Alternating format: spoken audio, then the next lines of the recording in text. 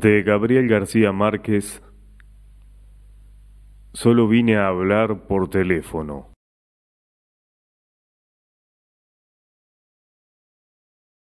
Una tarde de lluvias primaverales, cuando viajaba sola hacia Barcelona conduciendo un automóvil alquilado, María de la Luz Cervantes sufrió una avería en el desierto de los Monegros. Era una mexicana de 27 años, bonita y seria, que años antes había tenido un cierto nombre como actriz de variedades. Estaba casada con un prestidigitador de salón, con quien iba a reunirse aquel día después de visitar a unos parientes en Zaragoza. Al cabo de una hora de señas desesperadas a los automóviles y camiones de carga que pasaban raudos en la tormenta, el conductor de un autobús destartalado se compadeció de ella. Le advirtió, eso sí, que no iba muy lejos. «No importa», dijo María. «Lo único que necesito es un teléfono». Era cierto, y solo lo necesitaba para prevenir a su marido de que no llegaría antes de las 7 de la noche. Parecía un pajarito ensopado, con un abrigo de estudiante y los zapatos de playa en abril, y estaba tan aturdida por el percance que olvidó llevarse las llaves del automóvil. Una mujer que viajaba junto al conductor de aspecto militar, pero de maneras dulces, le dio una toalla y una manta, y le hizo un sitio a su lado. Después de secarse a medias, María se sentó, se envolvió en la manta y trató de encender un cigarrillo, pero los fósforos estaban mojados. La vecina de asiento le dio fuego y le pidió un cigarrillo de los pocos que quedaban secos. Mientras fumaban, María cedió a las ansias de desahogarse y su voz resonó más que la lluvia y el traqueteo del autobús. La mujer le interrumpió con el índice en los labios. «Shh, están dormidas», murmuró. María miró por encima del hombro y vio que el autobús estaba ocupado por mujeres de edades inciertas y condiciones distintas, que dormían arropadas con mantas iguales a la suya. Contagiada de su placidez, María se enroscó en el asiento y se abandonó al rumor de la lluvia. Cuando despertó era de noche y el aguacero se había disuelto en un sereno helado. No tenía la menor idea de cuánto tiempo había dormido ni en qué lugar del mundo se encontraban. Su vecina de asiento tenía una actitud alerta. «¿Dónde estamos?», le preguntó María. «Hemos llegado», contestó la mujer. El autobús estaba entrando en el patio empedrado de un edificio enorme y sombrío que parecía un viejo convento en un bosque de árboles colosales. Las pasajeras, alumbradas apenas por un farol del patio, permanecieron inmóviles hasta que la mujer de aspecto militar las hizo descender con un sistema de órdenes primarias, como en un parvulario. Todas eran mayores y se movían con tal parsimonia en la penumbra del patio que parecían imágenes de un sueño. María, la última en descender, pensó que eran monjas. Lo pensó menos cuando vio a varias mujeres de uniforme que las recibieron en la puerta del autobús y les cubrían la cabeza con las mantas para que no se mojaran. Y las ponían en fila india, dirigiéndolas sin hablarles con palmadas rítmicas y perentorias. Después de despedirse de su vecina de asiento, María quiso devolverle la manta, pero ella le dijo que se cubriera la cabeza para atravesar el patio y la devolviera en la portería. «¿Habrá un teléfono?», le preguntó María. «Por supuesto», dijo la mujer. «Ahí mismo le indican». Le pidió a María otro cigarrillo y ella le dio el resto del paquete mojado. «En el camino se secan», le dijo. La mujer le hizo un adiós con la mano desde el estribo y casi le gritó: «¡Buena suerte!». El autobús arrancó sin darle tiempo de más. María empezó a correr hacia la entrada del edificio. Una guardiana trató de detenerla con una palmada enérgica, pero tuvo que apelar a un grito imperioso. ¡Alto, he dicho! María miró por debajo de la manta y vio unos ojos de hielo y un índice inapelable que le indicó la fila. Obedeció. Ya en el zaguán del edificio se separó del grupo y preguntó al portero dónde había un teléfono. Una de las guardianas la hizo volver a la fila con palmaditas en la espalda, mientras le decía con modos muy dulces: «Por aquí, guapa, por aquí hay un teléfono». María siguió con las otras mujeres por un corredor tenebroso, y al final entró en un dormitorio colectivo donde las guardianas recogieron las cobijas y empezaron a repartir las camas.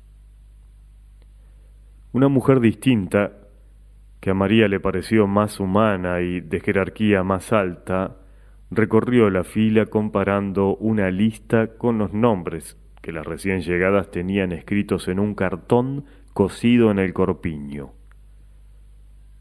Cuando llegó frente a María se sorprendió de que no llevara su identificación. «Es que yo solo vine a hablar por teléfono», le dijo María. Le explicó a toda prisa que su automóvil se había descompuesto en la carretera. El marido, que era mago de fiestas, estaba esperándola en Barcelona para cumplir 3 compromisos hasta la medianoche, y quería avisarle que no estaría a tiempo para acompañarlo. Iban a ser las 7. Él debía salir de la casa dentro de 10 minutos y ella temía que cancelara todo por su demora. La guardiana pareció escucharla con atención. «¿Cómo te llamas?», le preguntó. María le dijo su nombre con un suspiro de alivio, pero la mujer no lo encontró después de repasar la lista varias veces. Se lo preguntó alarmada a una guardiana y ésta, sin nada que decir, se encogió de hombros. «Es que yo solo vine a hablar por teléfono», dijo María. «De acuerdo, maja», le dijo la superiora, llevándola hacia su cama con una dulzura demasiado ostensible para ser real. «Si te portas bien podrás hablar por teléfono con quien quieras, pero ahora no, mañana». Algo sucedió entonces en la mente de María que le hizo entender por qué las mujeres del autobús se movían como en el fondo de un acuario. En realidad, estaban apaciguadas con sedantes. Y aquel palacio en sombras, con gruesos muros de cantería y escaleras heladas, era en realidad un hospital de enfermas mentales. Asustada escapó corriendo del dormitorio y antes de llegar al portón una guardiana gigantesca con un mameluco de mecánico la atrapó de un zarpazo y la inmovilizó en el suelo con una llave maestra. María la miró de través paralizada por el terror. «Por el amor de Dios», dijo, «le juro por mi madre muerta que solo vine a hablar por teléfono». Le bastó con verle la cara para saber que no había súplica posible ante aquella energúmena de mameluco a quien llamaban Herculina por su fuerza descomunal. Era la encargada de los casos difíciles y 2 reclusas habían muerto estranguladas con su brazo de oso polar adiestrado en el arte de matar por descuido. El primer caso se resolvió como un accidente comprobado, el segundo fue menos claro, y Herculina fue amonestada y advertida de que la próxima vez sería investigada a fondo. La versión corriente era que aquella oveja descarriada de una familia de apellidos grandes tenía una turbia carrera de accidentes dudosos en varios manicomios de España. Para que María durmiera la primera noche tuvieron que inyectarle un somnífero. Antes del amanecer, cuando la despertaron las ansias de fumar, estaba amarrada por las muñecas y los tobillos en las barras de la cama. Nadie acudió a sus gritos. Por la mañana, mientras el marido no encontraba en Barcelona ninguna pista de su paradero, Tuvieron que llevarla a la enfermería, pues la encontraron sin sentido en un pantano de sus propias miserias. No supo cuánto tiempo había pasado cuando volvió en sí, pero entonces el mundo era un remanso de amor y estaba frente a su cama un anciano monumental con una andadura de plantígrado y una sonrisa sedante, que con 2 pases maestros le devolvió la dicha de vivir. Era el director del sanatorio. Antes de decirle nada, sin saludarlo siquiera, María le pidió un cigarrillo. Él se lo dio encendido y le regaló el paquete casi lleno. María no pudo reprimir el llanto. Aprovecha ahora para llorar cuanto quieras, le dijo el médico con una voz adormecedora. No hay mejor remedio que las lágrimas. María se desahogó sin pudor, como nunca logró hacerlo con sus amantes casuales en los tedios de después del amor. Mientras lo oía, el médico la peinaba con los dedos, le arreglaba la almohada para que respirara mejor, la guiaba por el laberinto de su incertidumbre con una sabiduría y una dulzura que ella no había soñado jamás.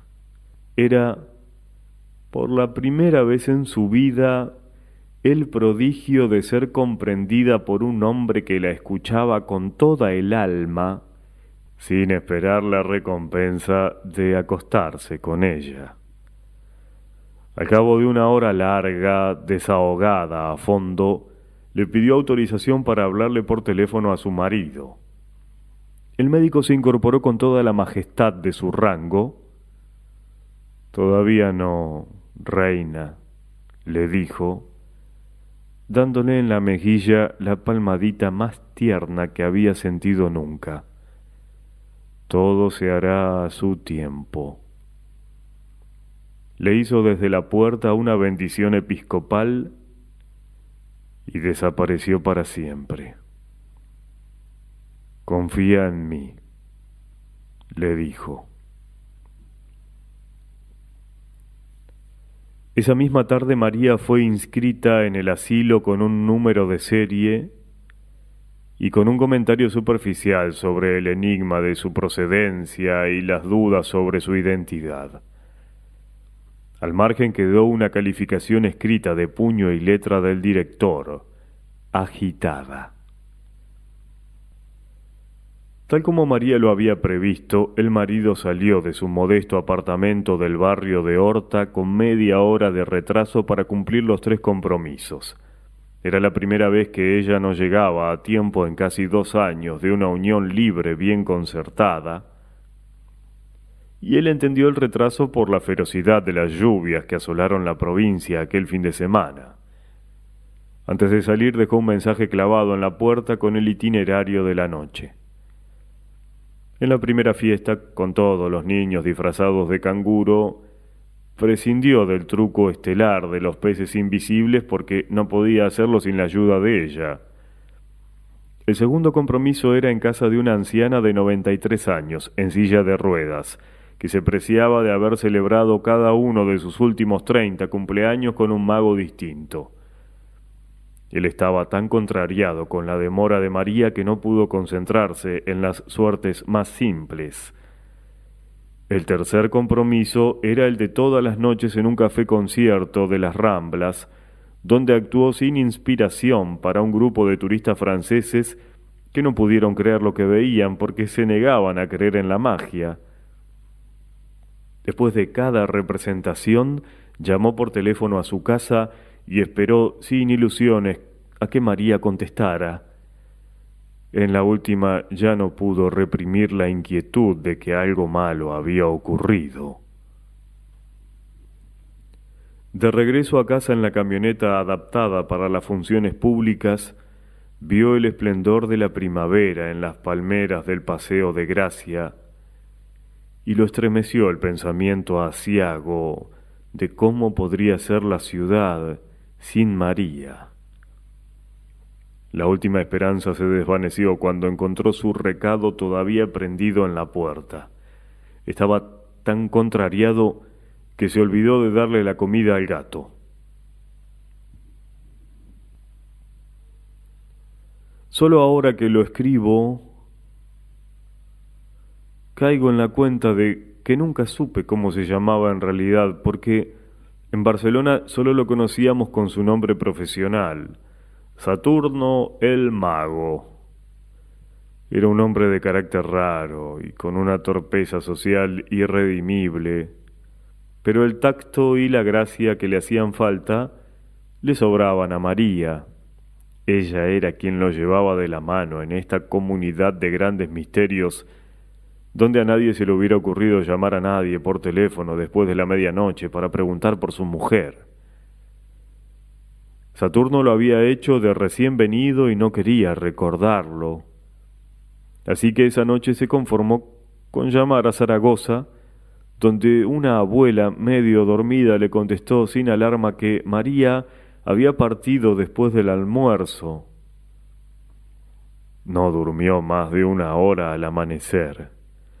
Tuvo un sueño cenagoso en el cual vio a María con un vestido de novia en piltrafas y salpicado de sangre, y despertó con la certidumbre pavorosa de que había vuelto a dejarlo solo y ahora para siempre en el vasto mundo sin ella. Lo había hecho 3 veces con 3 hombres distintos, incluso él, en los últimos 5 años. Lo había abandonado en Ciudad de México a los 6 meses de conocerse, cuando agonizaban de felicidad, con un amor demente, en un cuarto de servicio de la colonia Anzures. Una mañana María no amaneció en la casa después de una noche de abusos inconfesables. Dejó todo lo que era suyo, hasta el anillo de su matrimonio anterior y una carta en la cual decía que no era capaz de sobrevivir al tormento de aquel amor desatinado. Saturno pensó que había vuelto con su primer esposo, un condiscípulo de la escuela secundaria con quien se casó a escondidas, siendo menor de edad, y al cual abandonó por otro al cabo de 2 años sin amor. Pero no, había vuelto a casa de sus padres, y allí fue Saturno a buscarla a cualquier precio, le rogó sin condiciones, le prometió mucho más de lo que estaba resuelto a cumplir, pero tropezó con una determinación invencible. Hay amores cortos y hay amores largos, le dijo ella, y concluyó sin misericordia: este fue corto. Él se rindió ante su rigor. Sin embargo, una madrugada de Todos los Santos, al volver a su cuarto de huérfano después de casi 1 año de olvido, la encontró dormida en el sofá de la sala con la corona de azahares y la larga cola de espuma de las novias vírgenes. María le contó la verdad. El nuevo novio, viudo, sin hijos, con la vida resuelta y la disposición de casarse para siempre por la Iglesia Católica, la había dejado vestida y esperándolo en el altar. Sus padres decidieron hacer la fiesta de todos modos. Ella siguió el juego, bailó, cantó con los mariachis, se pasó de tragos, y en un terrible estado de remordimientos tardíos se fue a la medianoche a buscar a Saturno. No estaba en casa, pero encontró las llaves en la maceta de flores del corredor, donde la escondieron siempre. Esta vez fue ella quien se le rindió sin condiciones. ¿Y ahora hasta cuándo?, le preguntó él. Ella le contestó con un verso de Vinicius de Moraes: el amor es eterno mientras dura. 2 años después seguía siendo eterno. María pareció madurar. Renunció a sus sueños de actriz y se consagró a él tanto en el oficio como en la cama. A fines del año anterior habían asistido a un congreso de magos en Perpiñón y de regreso conocieron a Barcelona. Les gustó tanto que llevaban 8 meses aquí y les iba tan bien que habían comprado un apartamento en el muy catalán barrio de Horta, ruidoso y sin portero, pero con espacio de sobra para 5 hijos. Había sido la felicidad posible hasta el fin de semana en que ella alquiló un automóvil y se fue a visitar a sus parientes de Zaragoza con la promesa de volver a las 7 de la noche del lunes. Al amanecer del jueves todavía no había dado señales de vida. El lunes de la semana siguiente, la compañía de seguros del automóvil alquilado llamó por teléfono a la casa para preguntar por María. No sé nada, dijo Saturno. Búsquenla en Zaragoza. Colgó. Una semana después, un policía civil fue a la casa con la noticia de que habían hallado el automóvil en los puros huesos, en un atajo cerca de Cádiz, a 900 kilómetros del lugar en que María lo abandonó. El agente quería saber si ella tenía más detalles del robo. Saturno estaba dándole de comer al gato y apenas si lo miró para decirle sin más vueltas que no perdieran el tiempo, pues su mujer se había fugado de la casa y él no sabía con quién ni para dónde. Era tal su convicción que el agente se sintió incómodo y le pidió perdón por sus preguntas. El caso se declaró cerrado. El recelo de que María pudiera irse otra vez había asaltado a Saturno por Pascua Florida en Cadaqués, a donde Rosa Regás los había invitado a navegar a vela.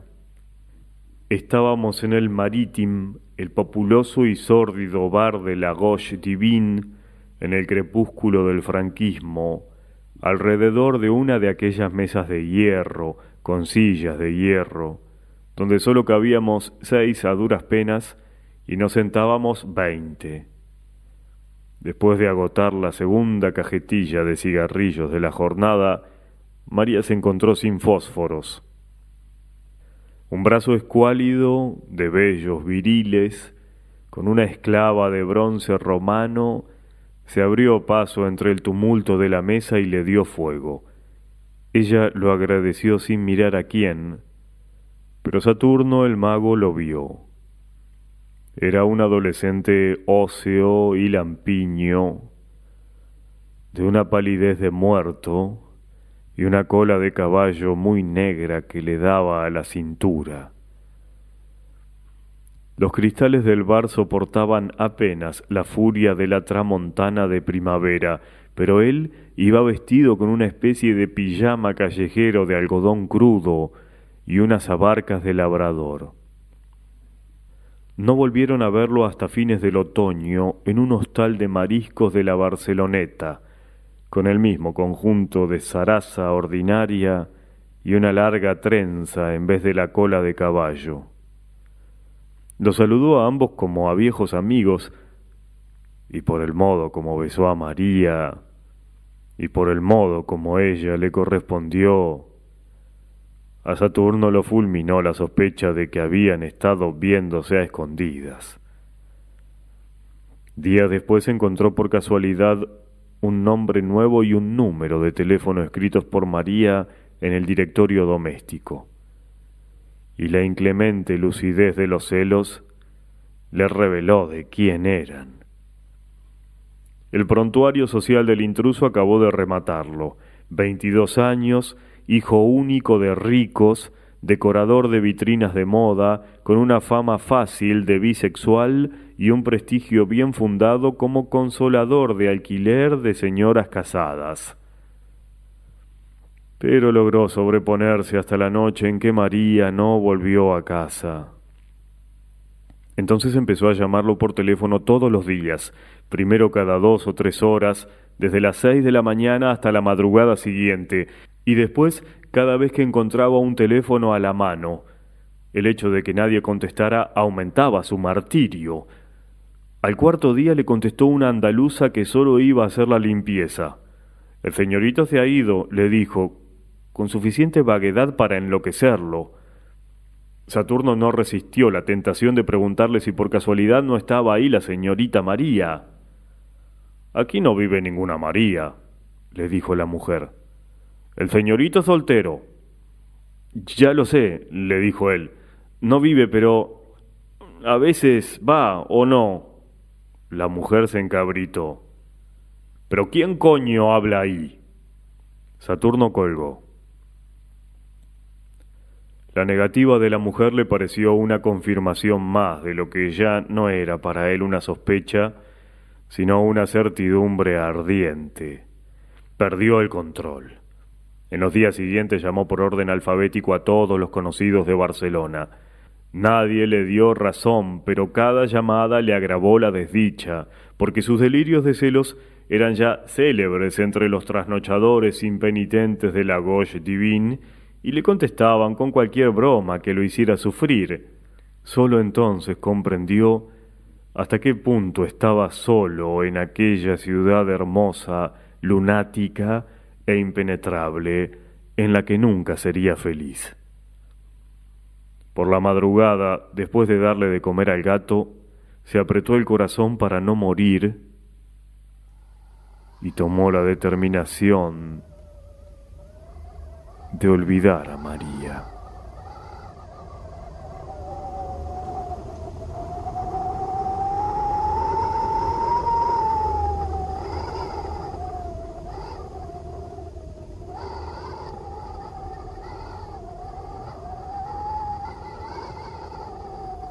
A los 2 meses María no se había adaptado aún a la vida del sanatorio.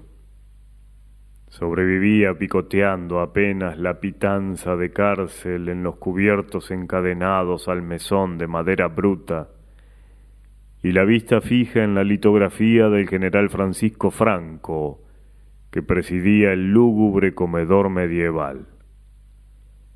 Al principio se resistía a las horas canónicas con su rutina bobalicona de maitines, laudes, vísperas y a otros oficios de iglesia que ocupaban la mayor parte del tiempo.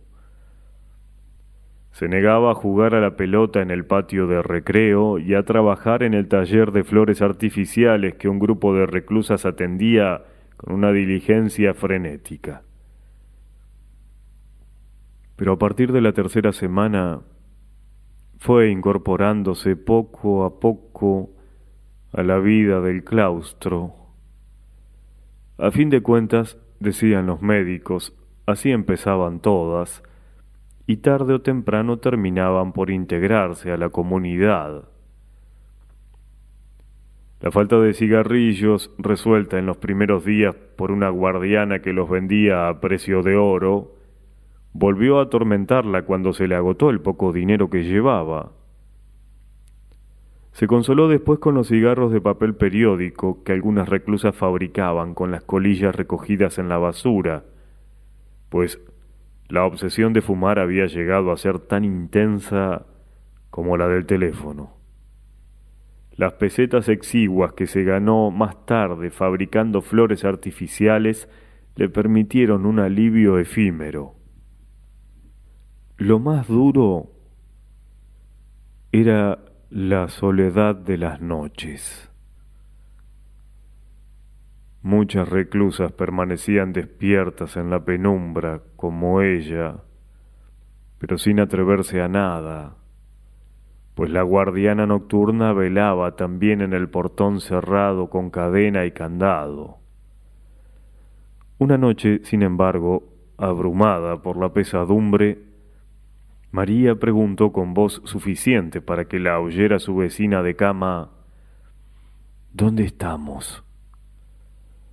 La voz grave y lúcida de la vecina le contestó: en los profundos infiernos. Dicen que esta es tierra de moros, dijo otra voz distante que resonó en el ámbito del dormitorio. Y debe ser cierto, porque en verano, cuando hay luna, se oyen los perros ladrándole a la mar. Se oyó la cadena en las argollas como un ancla de galeón y la puerta se abrió. La cancerbera, el único ser que parecía vivo en el silencio instantáneo, empezó a pasearse de un extremo al otro del dormitorio. María se sobrecogió y solo ella sabía por qué. Desde su primera semana en el sanatorio, la vigilante nocturna le había propuesto, sin rodeos, que durmiera con ella en el cuarto de guardia. Empezó con un tono de negocio concreto. Trueque de amor por cigarrillos, por chocolates, por lo que fuera. Tendrás todo, le decía trémula. Serás la reina. Ante el rechazo de María, la guardiana cambió de método. Le dejaba papelitos de amor debajo de la almohada, en los bolsillos de la bata, en los sitios menos pensados. Eran mensajes de un apremio desgarrador, capaz de estremecer a las piedras. Hacía más de un mes que parecía resignada a la derrota, la noche en que se promovió el incidente en el dormitorio. Cuando estuvo convencida de que todas las reclusas dormían, la guardiana se acercó a la cama de María y murmuró en su oído toda clase de obscenidades tiernas, mientras le besaba la cara, el cuello tenso de terror, los brazos yertos, las piernas exhaustas. Por último, creyendo tal vez que la parálisis de María no era de miedo, sino de complacencia, se atrevió a ir más lejos. María le soltó entonces un golpe con el revés de la mano que la mandó contra la cama vecina. La guardiana se incorporó furibunda en medio del escándalo de las reclusas alborotadas. «¡Hija de puta!», gritó. «Nos pudriremos juntas en este chiquero hasta que te vuelvas loca por mí».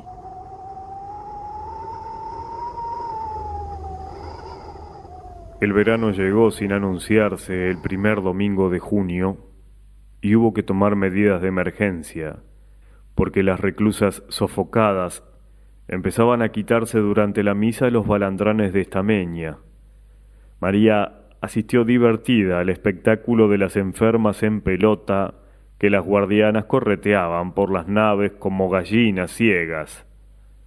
En medio de la confusión trató de protegerse de los golpes perdidos y sin saber cómo se encontró sola en una oficina abandonada y con un teléfono que repicaba sin cesar, con un timbre de súplica. María contestó sin pensarlo y oyó una voz lejana y sonriente que se entretenía imitando el servicio telefónico de la hora. «Son las 45 horas, 92 minutos y 107 segundos. Maricón», dijo María. Colgó divertida. ¿Ya se iba?, cuando cayó en la cuenta de que estaba dejando escapar una ocasión irrepetible. Entonces marcó 6 cifras, con tanta tensión y tanta prisa que no estuvo segura de que fueran el número de su casa. Esperó con el corazón desbocado y oyó el timbre familiar con su tono ávido y triste, una vez, 2 veces, 3 veces, y oyó por fin la voz del hombre de su vida en la casa sin ella. Bueno, tuvo que esperar a que pasara la pelota de lágrimas que se le formó en la garganta. «Conejo, vida mía», suspiró. Las lágrimas la vencieron. Al otro lado de la línea hubo un breve silencio de espanto y la voz enardecida por los celos escupió la palabra «puta» y colgó en seco.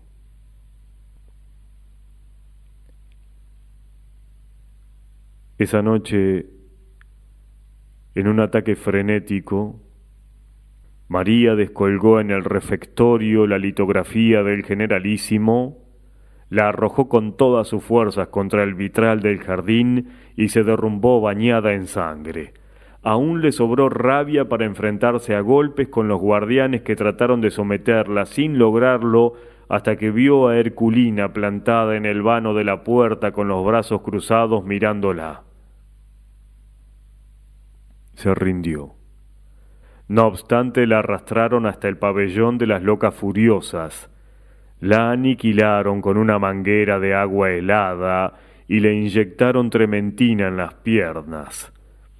Impedida para caminar por la inflamación provocada, María se dio cuenta de que no había nada en el mundo que no fuera capaz de hacer por escapar de aquel infierno.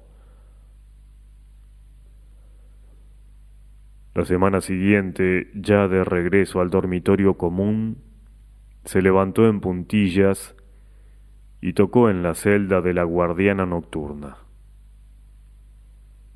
El precio de María, exigido por ella de antemano, fue llevarle un mensaje a su marido.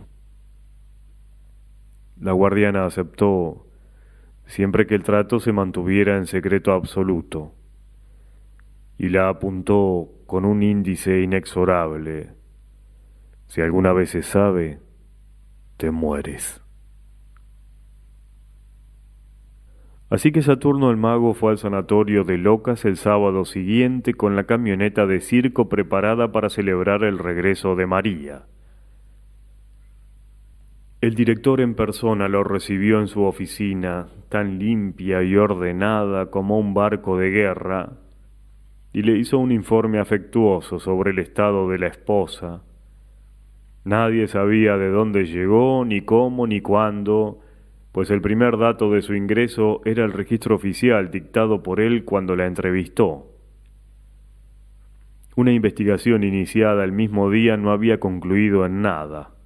En todo caso, lo que más intrigaba al director era cómo supo Saturno el paradero de su esposa. Saturno protegió a la guardiana. Me lo informó la compañía de seguros del coche, dijo. El director asintió complacido. No sé cómo hacen los seguros para saberlo todo, dijo. Le dio una ojeada al expediente que tenía sobre su escritorio de aceta y concluyó: lo único cierto es la gravedad de su estado. Estaba dispuesto a autorizarle una visita con unas precauciones debidas si Saturno el mago le prometía, por el bien de su esposa, ceñirse a la conducta que él le indicara, sobre todo en la manera de tratarla, para evitar que recayera en sus arrebatos de furia cada vez más frecuentes y peligrosos.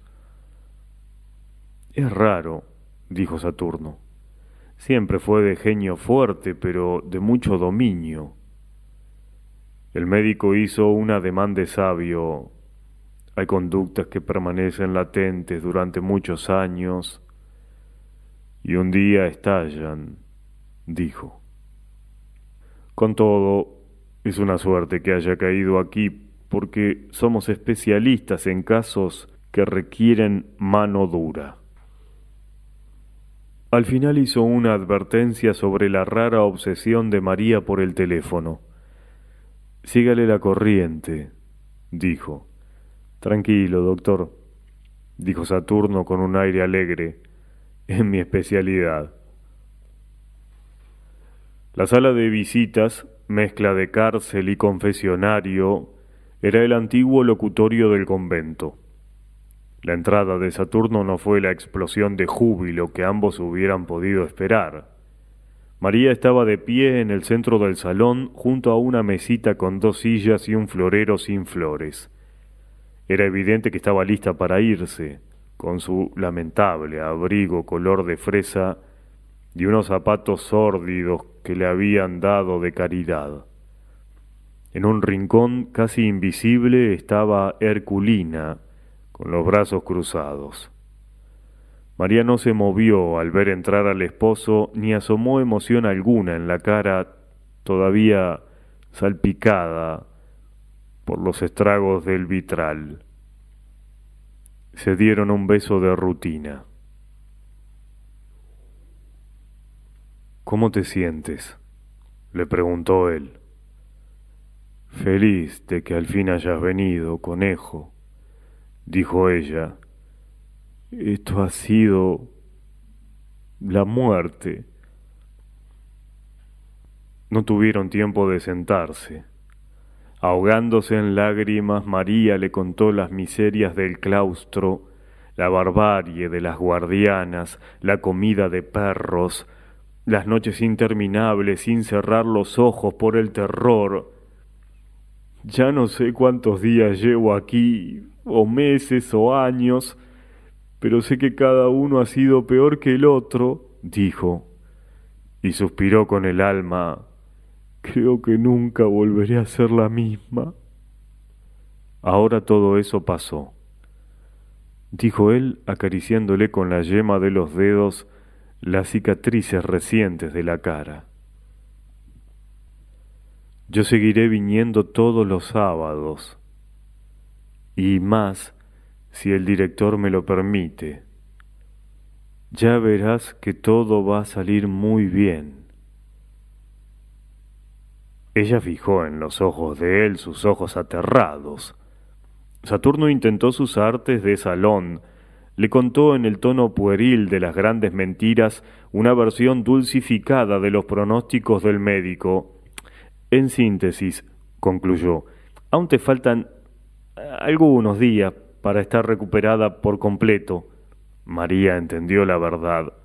Por Dios, conejo, dijo atónita, no me digas que tú también crees que estoy loca. ¿Cómo se te ocurre? Dijo él, tratando de reír. Lo que pasa es que será mucho más conveniente para todos que sigas por un tiempo aquí, en mejores condiciones, por supuesto. Pero si ya te dije que solo vine a hablar por teléfono, dijo María. Él no supo cómo reaccionar ante la obsesión temible. Miró a Herculina. Ésta aprovechó la mirada para indicarle en su reloj de pulso que era tiempo de terminar la visita. María interceptó la señal, miró hacia atrás y vio a Herculina en la tensión del asalto inminente. Entonces se aferró al cuello del marido gritando como una verdadera loca. Él se la quitó de encima con tanto amor como pudo y la dejó a merced de Herculina, que le saltó por la espalda sin darle tiempo para reaccionar, le aplicó una llave con la mano izquierda, le pasó el otro brazo de hierro alrededor del cuello y le gritó a Saturno, el mago, «¡Váyase!». Saturno huyó despavorido. Sin embargo, el sábado siguiente, ya repuesto del espanto de la visita, volvió al sanatorio con el gato vestido igual que él. La malla roja y amarilla del gran leotardo, el sombrero de copa y una capa de vuelta y media que parecía para volar. Entró con la camioneta de feria hasta el patio del claustro y allí hizo una función prodigiosa de casi 3 horas que las reclusas gozaron desde los balcones con gritos discordantes y ovaciones inoportunas. Estaban todas, menos María, que no sólo se negó a recibir al marido, sino inclusive a verlo desde los balcones. Saturno se sintió herido de muerte. Es una reacción típica, lo consoló el director. Ya pasará.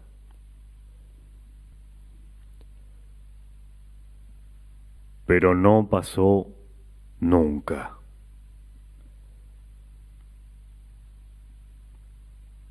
Después de intentar muchas veces ver de nuevo a María, Saturno hizo lo imposible porque le recibiera una carta, pero fue inútil.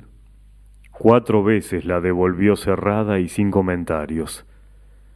Saturno desistió, pero siguió dejando en la portería del hospital las raciones de cigarrillos, sin saber siquiera si le llegaban a María, hasta que lo venció la realidad.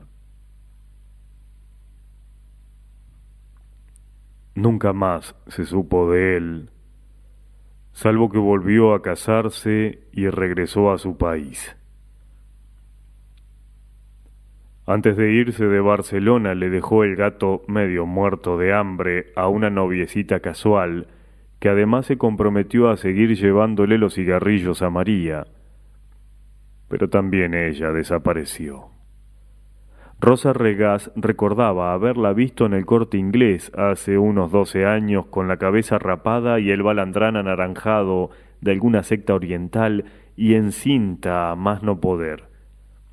Ella le contó que había seguido llevándole los cigarrillos a María siempre que pudo y resolviéndole algunas urgencias imprevistas. Hasta un día en que solo encontró los escombros del hospital, demolido como un mal recuerdo de aquellos tiempos ingratos. María le pareció muy lúcida la última vez que la vio, un poco pasada de peso y contenta con la paz del claustro. Ese día le llevó también el gato, porque ya se le había acabado el dinero que Saturno le dejó para darle de comer.